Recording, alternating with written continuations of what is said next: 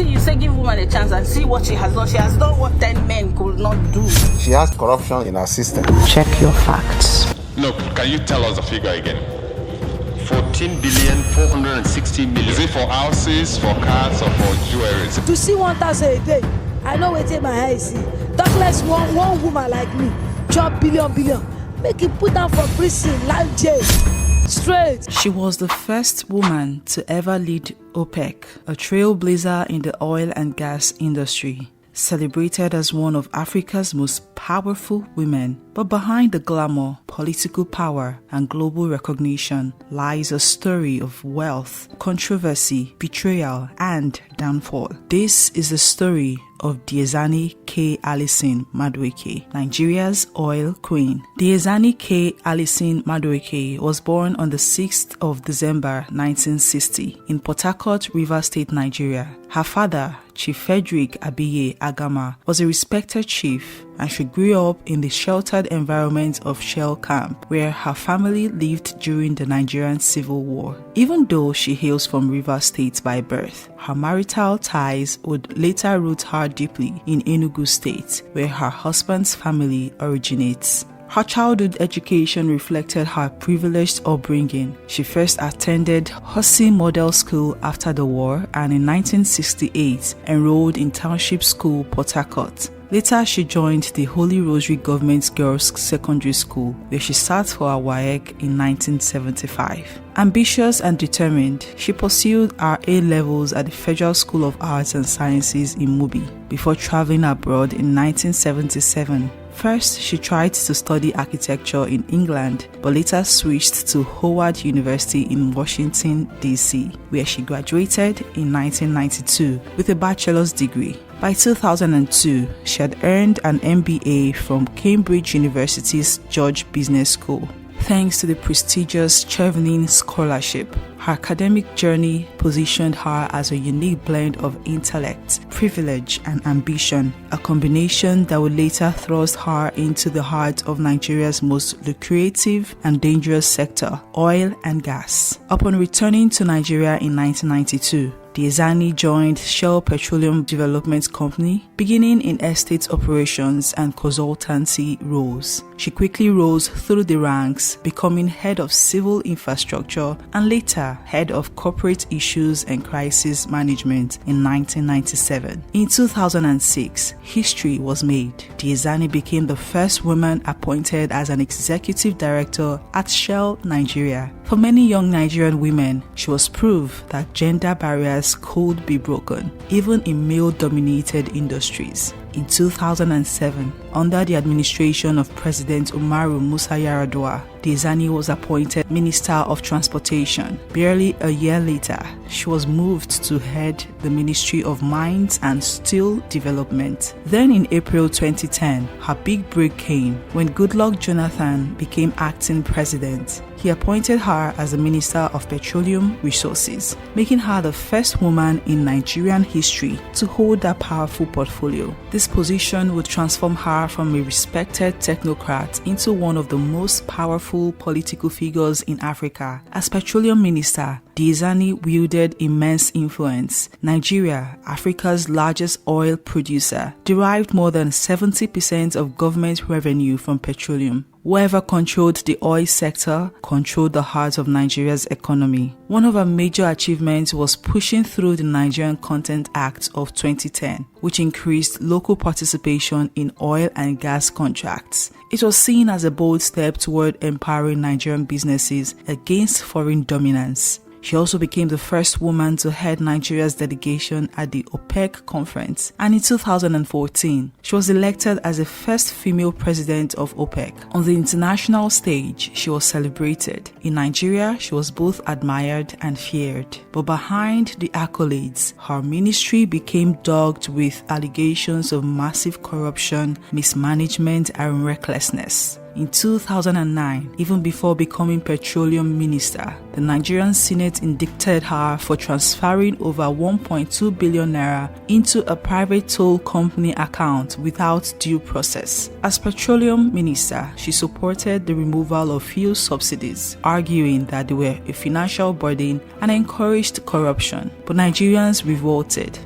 We have heard severally that government can no longer carry the heavy burden of subsidy in terms of our budgeting. And the fact that these subsidies were not actually even reaching the masses. The very masses that are being called out in protest today were not enjoying the benefit of this subsidy. The subsidy was actually addressing more of the middle class and the wealthy in the country, when you look at the statistics. So, in effect, the issue of subsidy and the fact that it is being removed is not actually being done to create any negativity to Nigerians. In fact, what is happening is tantamount to a transfer to move this subsidy or apparent perceived subsidy into areas that we felt as government would be much, much more beneficial to the Nigerian populace as a whole. Now let me just state for the record that since we came in, or particularly since I came into this office about 16 months ago or so, it has been quite clear that 90% of the corruption in the downstream petroleum sector is there because of the incidence of subsidies in this sector.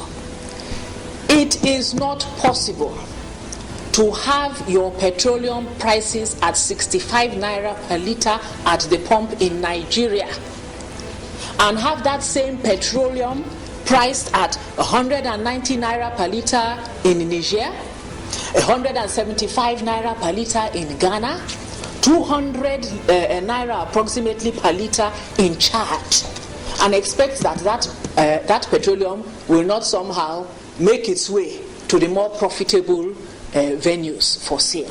Seeing it as an attack on the poor, the biggest scandal came when then CBN Governor Sanusi Lamido Sanusi alleged that $20 billion was missing from the Nigerian National Petroleum Corporation (NNPC) under her watch. Sanusi later claimed he was fired for speaking out. Diezani dismissed the allegations, saying Sanusi only acted out of bitterness for not supporting his African Development Bank bid. International investigations later uncovered shocking figures. A public broadcasting service report claimed she diverted $28 billion from Nigeria's treasury. The U.S. Justice Department seized assets worth over $145 million, including a $50 million New York apartment, luxury properties in California, and an $80 million yacht, once rented out to celebrities like Jay-Z and Beyonce. Who could have believed that this yacht belonged to Diezani? In Nigeria, anti-corruption agencies seized 7.6 billion naira from accounts linked to her, alongside luxury properties in Abuja. Her lifestyle, marked by luxury shopping, private jets, and diamond jewelry, contrasted sharply with the poverty of ordinary Nigerians. In October 2015, shortly after leaving office, she was arrested in London by the UK National Crime Agency (NCA) alongside 4 others for bribery and corruption offences. That same day, her Abuja home in Asokoro was raided and sealed by Nigeria's EFCC. No, can you tell us the figure again? 14,460 million. Is it for houses, for cars, or for jewelry? No, for jewelry. Yes. Yes.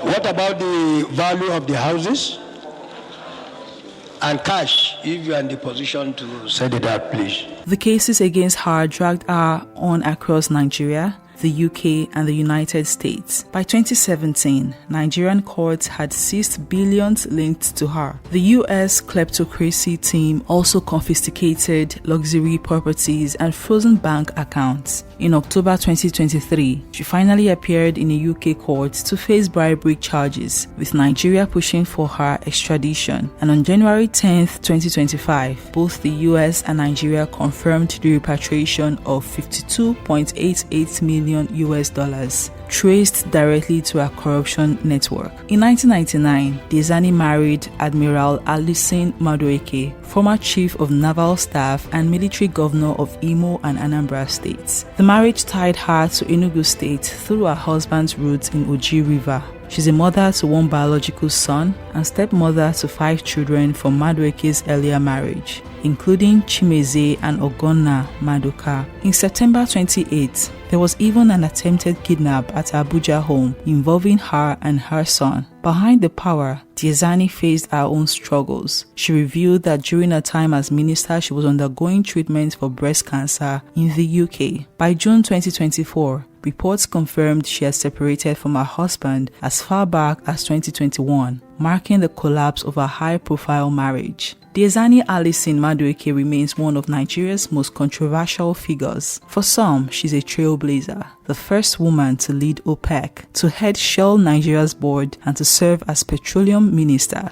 Her presence broke gender barriers and inspired countless young women, but for many Nigerians, her name symbolizes corruption, excess, and betrayal. While ordinary citizens struggled with poverty, fuel scarcity, and unemployment, she lived a life of unimaginable luxury abroad. Her story mirrors the paradox of Nigeria itself, a nation rich in natural resources but plagued by mismanagement and greed. From Port Harcourt to Howard University, from the boardrooms of Shell to the presidency of OPEC, from power, influence, and global recognition to allegations, courtrooms, and disgrace, Diezani Alison-Madueke's story is not just about one woman. It's the story of Nigeria's oil course, where power meets greed, where wealth meets waste, and where heroes and villains are sometimes one and the same. The question now is, how will history remember her, as a pioneer or as a warning? This is Faith Kalu, and we'll see you in the next one.